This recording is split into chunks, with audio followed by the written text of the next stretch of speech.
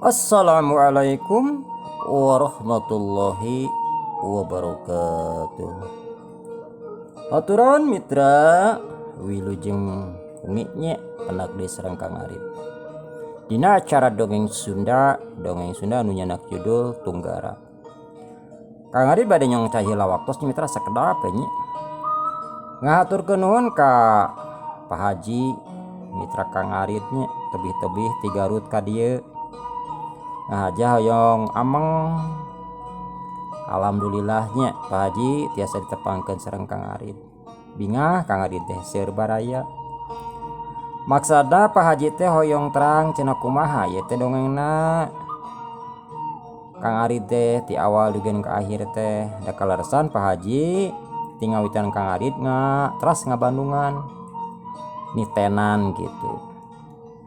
Pokoknya diterangkan kieu ngawitan ngadamel cariosna teras tos beres namanya di upload. Pokoknya mah diterangkan ku Kang Arif. Pak Haji teh dekat celeuheuk. Aduh cenah Kang Arif mana we teh rudet kieu cenah ngadamel YouTube teh. Mohon cing teh Pak Haji da mohon perjalanan kumaha tuh. Itu. Terus Kang Arif teh ninggal nya Pak Haji teh hoyong ninggal channel Kang Arif nya ditinggal. Anjeunna ngahuleng. Ari Kang Arif cenah kan kararosan Pak Haji mah tos salangkung 3 tahun ngadongeng teh. Mohon cing teh Pak Haji di tahun 2022. Ninggal panginten tina penghasilan YouTube 0%, 0 besar gitu. Rada ngahuleng anjeunna teh. Janten mitra dina dongeng ieu teh salaresna dina YouTube-nya. Upami urang teu resmi ka cinta hoyong kumaha lah ngalestarikeun bahasa Sunda. Aduh kirang-kirang namanya. Nanging Kang Arif yakin ieu seni Sunda lamun teu dipiara kurang bade kusaha. Tadi alhamdulillah ngobrol panjang lebar sareng Kang Haji. Pak Haji ge masihan dukungan. Hatur nuhun Pak Haji kana dukungan ananya. Sareng nama teh nyawer cenah ieu mah hatur lumayan we cenah Kang Haji dageung mah teu kanggo kuota we. Jajakeun ka sira nuhun Pak Haji. Insyaallah lah Pak Haji abdi ge hoyong ameng ka itu ka Garutnya.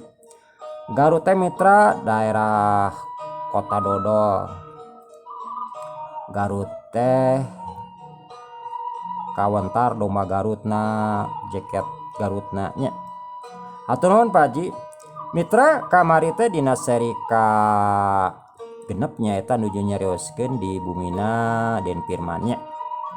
Harita teh kasumpingan anu namina Neng Ames. Supados teh nyangkolong tingkah waktu semangga ieu acara dongeng Sunda urang kawitan bae.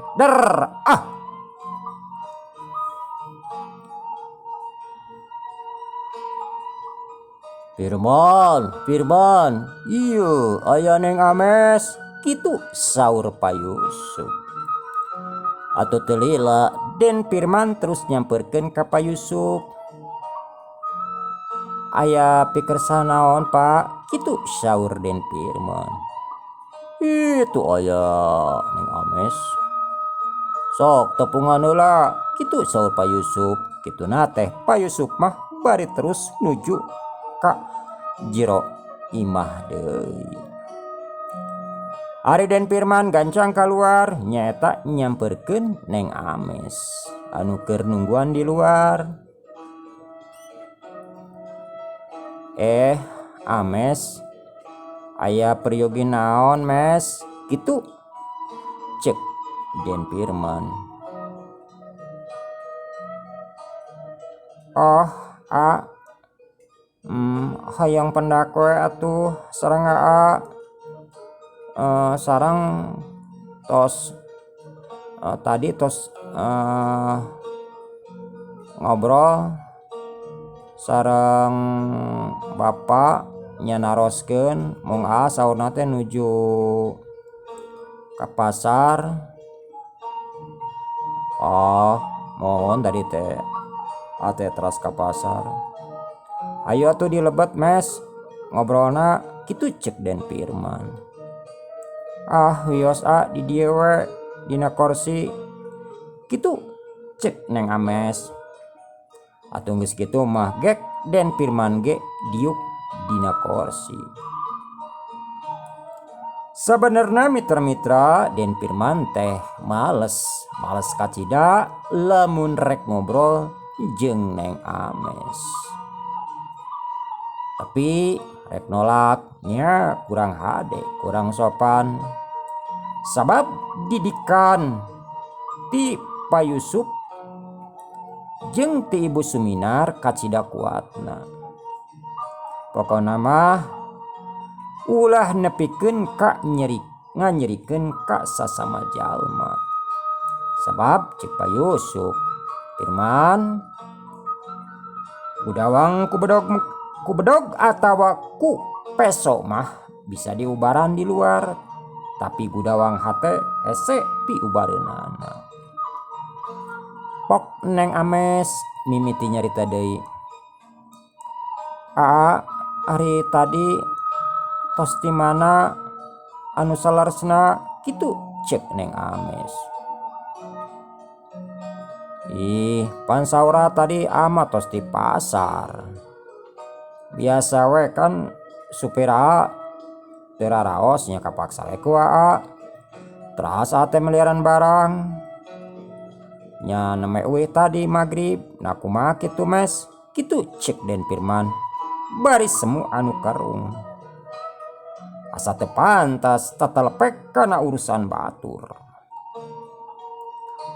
Henteu naroskeun hungkul kitu cek Neng Ames deui. Neng Ames ge asaka tenggel puceuli, asaka tenggel mamaras da bener. Cek bahasa nama hidup terlalu kepo kok. Ingin tahu masalah urusan orang lain. Pan Neng Ames teh bukan siapa-siapanya Den Firman, kabogoh lain, baraya lain, sabatas tetangga. Teu pantas tatalepek, bari nadana memang beda. Siga anu lamun kitu mah cemburu. Dan memang cemburu mitra, cemburu. Cuman cinta teh bertolak sebelah tangan atau bertepuk sebelah tangan, teu aya bertepuk sebelah kaki. Sajongjongan dua nana tengah romong. Neng Ames rek nyarita asa era ari Den Firman kurang emut arek ngobrol cing Neng Ames teh asa teu nyeni lah, asa teu kaharti kabeak-beak kuota kitu cek pamikir Den Firman. Tapi lila-lila pok Den Firman nyarita deui. Mes, ka urang mana ayeuna? Kitu cek Den Firman. Atuh Den Firman nyarita kitu atau nanya kitu Neng Ames asa di jalanan. Teu ka sasaha, teu ka urang mamana. Teras ari ka orang mana? Kitu cek Neng Ames malik nanya. Ama ka urang Ciherang. Kitu cek Den Firman. Den Firman langsung kana pokok sabab geus haream lila-lila ngobrol cing Neng Ames. Barang Den Firman nyebutkeun yen manehna nyebutkeun ka urang Ciherang. Ngadak-ngadak beungeut Neng Ames geuneuk reuwas hanjelu jeung nafsu ngagulung dina dadana. Pok Neng Ames nyarita nadana rada tegeug. Ka urang Ciherang paingan atuh ayeuna mah jarang balik. Kitu cek Neng Ames dina bahasana kasar. Atuh dikitukeun mah Den Firman ge rada nafsu. Cek pamikir Den Firman rek indit, rek cicing, rek ka urang Ciherang atawa rek ka urang mana lain urusan manehanana. Ok Den Firman nyerita, nah kitu mes, aya nu salah lamun ka urang Ciherang jeung naha aya masalah kitu lamun init-initan rarasaan mah indung bapa ge teh nyarek kitu cek Den Firman bari merong ka Neng Ames. Atuh dikitukeun mah Neng Ames teu nyarita deui. Anu saterusna Neng Ames tuluy indit bari mawa hate anu kesel lain di kieuna. Inditna tanpa pamit ngaleos tanpa paremios bari mawa rasa ambarah ondona kakaraot jeung pikir Neng Ames atawa cik pamikir manehanana, tungguan Firman wawales ti aing hiji mangsa aing bakal balitungan itu anu aya dina hate Neng Ames. Hari-harita Den Firman terus asup di kajero imah bari gogodeg. Den Firman ningali kalakuan Neng Ames kitu beki terasep atuh. Kata mah piralaku nangis goreng ayeuna nemongkeun anu aslina. Tapi Den Firman mah teu loba pikiran mangsa bodoh teh teuing eta mah urusan batur. Teu karasa waktu teh terus nyerelek. Harita geus nincak kana poe Minggu. Den Firman harita geus beres mandi, kop kana baju, kop kana calana, terus dangdan uluh. Ari anu keur beger mitra didungdak didengdek. Nyisiran kop kana parfum semprot, kop kana jaket. Aduh, Ibu Suminar jeung Pak Yusuf meneheraneun. Teu biasa napan anakna isu keneh geus dangdan. Pan biasana ge Den Firman mah lamun geus beres salat subuh nya paling ngopi nangkring terus mayan. Ari ieu mah geus dangdan. Pok Pak Yusuf naros reka madam an menitang inas. Aduh anak ama uyak kieu geus dangdan Oh mama kapanan bade nyanak calon tunangan anu tos dijanjikeun teh aku abdi kitu cek Den Firman. Woh paengan atuh mending geus ngagaya kitu. Kumaha we jaman ama baheula keur ngorak kitu kalakuan teh kitu cek Pak Yusuf bari seuri. Pak Yusuf atena bungah lamun anakna geus boga tekad gitu moal lage bakal ngawinkeun. Pok Bu Suminar nyerios, atuh man murek apal kaditu mah mawa kue atawa mah bolu lainna naon keur boroon urang ditu kitu saur Ibu Suminar. Kewe Bu bade meser di jalan kitu cek Den Firman deui. Oh nya kajeun atuh ari kitu mah nganomat we ulah nepikeun kalengoh era man. Anu saterusna Den Firman pamit ka Pak Yusuf jeung Ibu Suminar. Terus Den Firman ngaluarkeun motorna, gerung motor disada. Anu saterusna motor nuju ka lembur Cimelang. Den Firman dina ngajalankeun motorna teh cukup gancang. Da geurah hayang gancang nepi ka imahna Mang Sadut.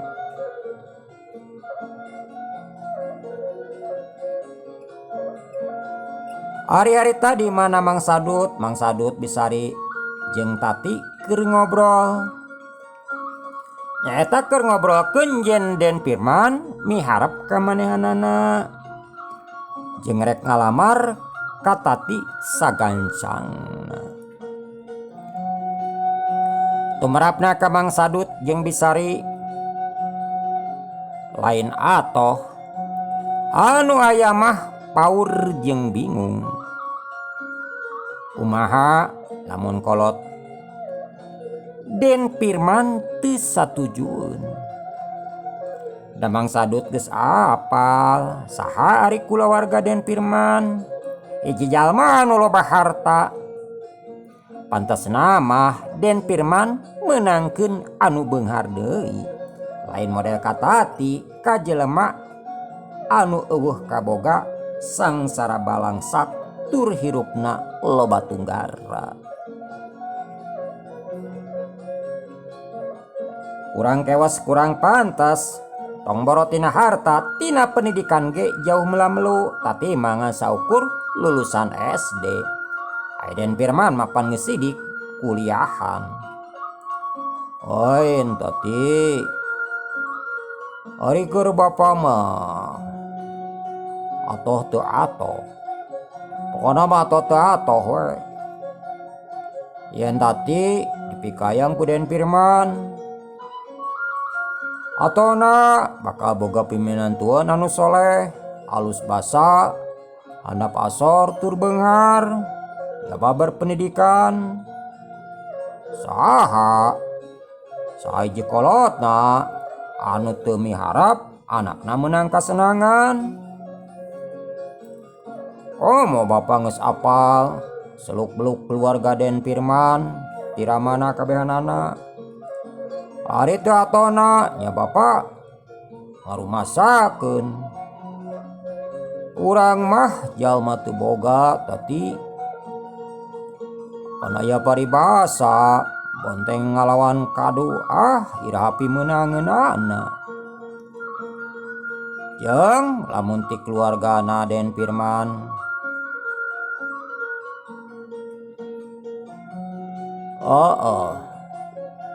datang ka dieu teu weudeung bapa era paradana. Dinten teu ge pan ramana Den Firman teh dunungan bapa. Bari kaya ni mah urang rek runtuh. Aduh geus kabayang kumaha piwirangeunana. Sedengkeun keluarga itu mah keluarga besar, lamun ulin ka dieu teh mah cukup ku saeutik paur ngaborobo teh bapa mah. Kitu cek Mang Sadut. Pok Bisari nyarita, nya Kang kumaha atuh? Kumaha nya lamun geus kieu? Da nya kurang pihadeun. Lamun Tati nolak ka Den Firman bisa kumahaeun pinyerieun hatena. Ai ditarima nya cek Kang teh mah bener kitu pisan. Kudu kumaha alusna Kang? Kitu cek Bisari. Bisari jeung Mang Sadut bingung antara narima jeung teu narima. Sabab ari Mang Sadut jeung Bisari mah nya ge jalma teu boga mitra. Nya ge jalma tunggara. Teu ngarasa atoh lamun batur. Anakna dipikayang kudu beunghar atuh mungpang meungpeung, aji mungpung meureunan. Tapi keur Mang Sadut justru mikir kumaha akibatna. Kumaha kajadianana. Sok sanajan Mang Sadut yakin jeung percaya sifatna Den Firman, keluargana Den Firman, boh Pa Yusuf, boh Ibu Suminar lain deui prinsipna. Apal pisan Mang Sadut yen Pa Yusuf mah jalmana teu pidunya. Wawuna jeung apalna Mang Sadut dolar jeung keluargana Den Firman teh atuh mitra tahun 2 tahun tapi tos selami aya kana 20 tahunan. Jadi geus apal luar jerona kumaha sifatna Den Firman, Pak Yusuf jeung Ibu Suminar. Palebah dinyana mah teu patikeung teuing. Da ceuk pamikir Mang Sadut ari ngaran jalma berilmu mah pangpang nama ilmu agama pasti leuwih ngarti kana kaayaan batur. Keur kitu kadenge aya suara motor asup ka buruan imah. Atuh Mang Sadut ura-giru nempo, barang brek katempo aya Den Firman di luar. Mang Sadut buru-buru nuju keluar. Den, mangga kalebet Den, kitu cek Mang Sadut. Mohon mangga Mamang, kitu cek Den Firman. Bari kitu nata Den Firman terus asup ka jero imah, terus sasalaman. Anu saterusna gek Den Firman diuk dina samak. Bari kitu teh mikeun babawanana.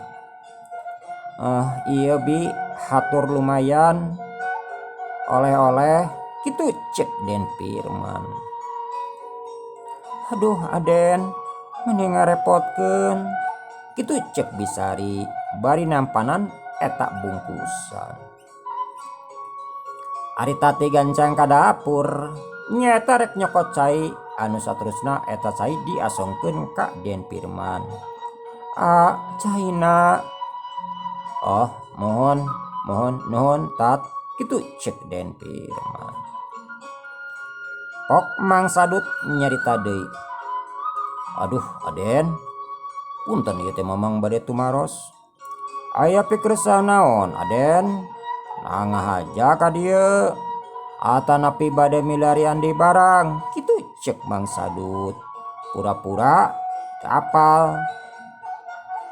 Padahal mah Mang Sadut geus apal kana tujuan Den Firman.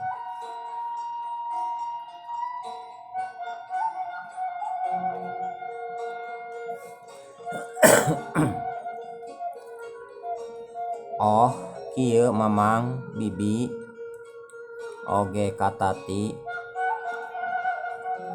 Maksud abdi ka dieu teh anu maksudna nyaeta bade ngenalkeun tati ka ibu sareng ka bapak. Da abdi entos wawartos, kitu cek Den Firman langsung kana pokok. Den Firman teu hayang bulat belit ngomong ngaler ngidul, da tujuanana manehna geus kuat geus niat hayang rumah tangga jeung tati. Pokona mah hatena ngesek cocok pisan. Itu ari sifat Den Firman. Teu pedah manehna beunghar kaya berpendidikan atuh ieu segala macam bulat belit, tara langsung ge kana pokok Den Firman mah. Rek kitu rek kieu.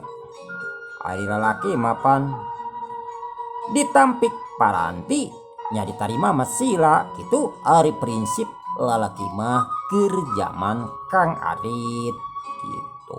Keur zaman Kang Arit gitu mitra. Ditampiknya paranti, ditarimanya sila. Tapi alhamdulillah gitu. Salamina sok sila. Huleng Mang Sadut Bisari jeung tati ngahuleng. Cek pamikir Mang Sadut, kuasa meniru rusuhan.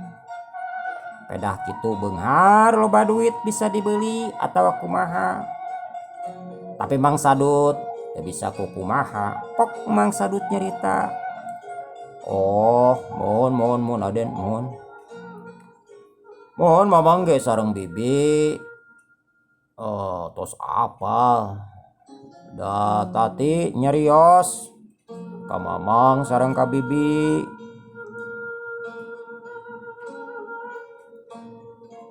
Mong, punten Aden. Satacana Mamang teh bade tumaros ka Den Firman. Nah moal kaduhung jagana. Pan aya paripaos Den saur sepuh kapungkur mah. Sing asak-asak nyangejo bisi tutung tamagana. Si ngasak-asak janenjo bisi kaduhung jagana. Panaya den mah mamang ge terang kaya naden jalmi kaya jalmi aya jalmi gaya hari tati duh jalmi miskin kitu cek mangsadu. Oh mamang bibi oge tati perkawis eta abdi tos ngemut mateng pisan. Abdi moal kaduhung insyaallah pilihan abdi tepat. Sareng abdi tos nyarios ka ibu sareng karama kitu cek Den Firman tanes pisan teh ieu terpengaruh ku basa-basi. Ya ari tos kitu mah nya teu langkung aden eta mah teu langkung. Sok atuh tat geura ganti baju mumpung isu keneh kitu cek mangsadu. Oh mohon mangga bapak gitu nate tati gancang asup ka kamarna nyata rek ngaganti baju ge nu dipake teh pangalusna mitra anu jarang dipake we jarang-jarang kan ari tati mah make baju halus. Teu lila tati geus kaluar ti kamarna. Padang keluar Den Firman meuni colok bangong. Tomboro Den Firman indung bapana ge colok bengong. Biasa budak tara dangdan ayeuna dangdan atuh katingali culak cileuk bersinar. Anu saterusna Den Firman pamit ka Mang Sadut jeung Bisari. Tati jeung Den Firman terus turun ti imah. Tat ya anggo helmna kitu cek Den Firman bari ngasongkeun helmna. Oh mohon mangga kitu cek tati Den Firman ge sarua make helm. Anu saterusna geleyeung motor maju nuju ka bumina Pak Yusuf. Pok Den Firman nyarita tat punten nyepengan ka AA kitu cek Den Firman. Nah kedah nyepengan kitu cek tati heraneun. Dukanya tat age can kahartos janten motor ieu mah saupami ngabonceng pokona mah ngabonceng saha we bade sepuh bade pamegep bade saha upami nu diboncengna teu nyepengan sok adak-adak mogok sakinten mogok. Ieu mah jo langsung motor teh jadi 3 pararotong kitu cek Den Firman bari nyikik seuri. Ih hawitan masang perangkap. Ih kitunya orang kota mah gombal kitu cek tati bari kituna teh muntang kana cangkeng Den Firman. Karena jam 1 berangan duanana geus nepi nyaeta katen Den Firman.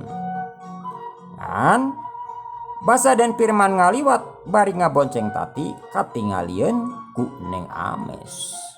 Atuh Neng Ames, mitra-mitra eta dadana mending ngagolotrok, ngagolak. Nafsu lain dikieuna nempo hiji lalaki anu dipika cintana ngabonceng awewe lain. Entabna teh Neng Ames lain dikieuna geus teu bisa kagambar we. Upami mitra gas kilo ngabeledug gitulah. Dug gitu. Anu saterusna Neng Ames ngagaroan pangawalna anu ngaranna Mang Turki jeung Mang Saki. Aya disebut Mang Turki teh awakna hideung, ari disebut Mang Saki teh awakna moyongkod sika aki. Eta dua badega awakna cangkung badag, kumisna sangat dulang. Jadi pikasieun bodegna ge kandel bubuhan tukang pukul. Tangan kanana Neng Ames atau Mang Turki jeung Mang Saki urang giru nyamperkeun ka Neng Ames.